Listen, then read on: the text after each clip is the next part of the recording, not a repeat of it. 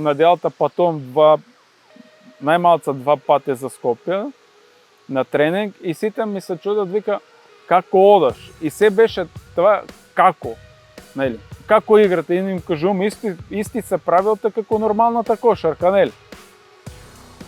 Значи, исти правила ние има како нормална кошарка и ден денеска они не можат да сватат од ние играме кошарка.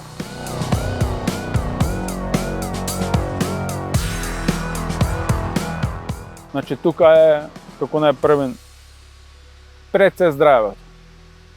Оти како што можеш на кошарка, нели, да се измораш, значи 10 масара да ти дојдат, не може това да ти го разгибат толку телото како сега, например, еден тренинг.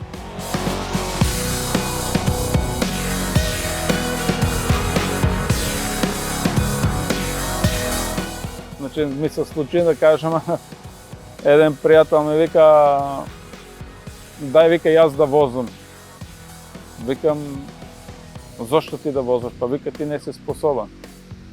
И го питам, да кажем, колку има изминно за 20 години.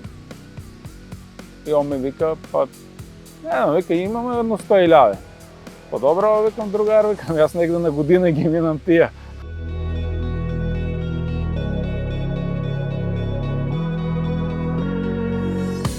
Веќе 30 години сум у инвалидска количка и секој пат е одговору, да, ќе биде, или сега да се направа влада, ќе гледаме лифт да направиме, да кажеме, до пензиско или до здравство. Или да кажеме на труд и социјал да биде лифтот веќе у функција на втори спрат да се качаш. Ама секој пат ќе биде.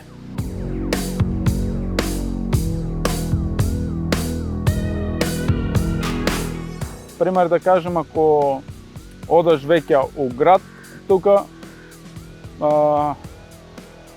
најголемиот првен се соочуваме со паркинг, од кој не можеш да се паркираш на твоето место, некој друг ти го узурпирал. Да, ги има доволно, ама од кои се сите зафатани.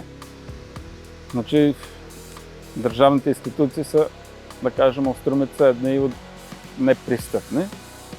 Да кажем, ево, една рампа, може би ништо не кошта, нели, за некој.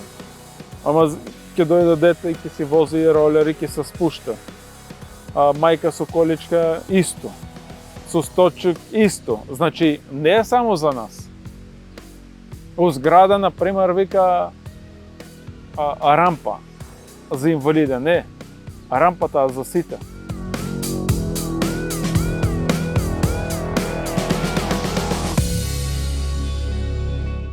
Па автомобилот е исто како инвалидската количка. Без него не можеш да функционираш.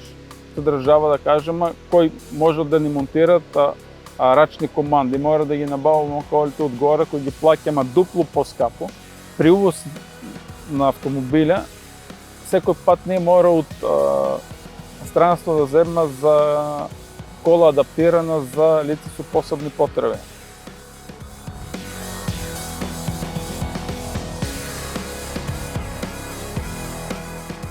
Е потенцијален инвалид. Некој кој ќе каже, некој малечко дете најпрвен, кој ќе види го овој околичка, јас на други збори му се обраќам, му кажувам, да, и јас сам бил некој пат здрав, ама судбината ме накарала да бидам у инвалидска количка.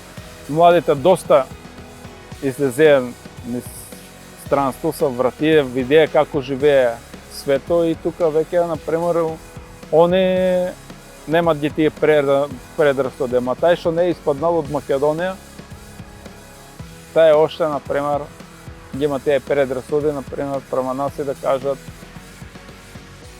што ти е? Најде. Или, например, да ти кажат кај одеш ко не си способен да возиш.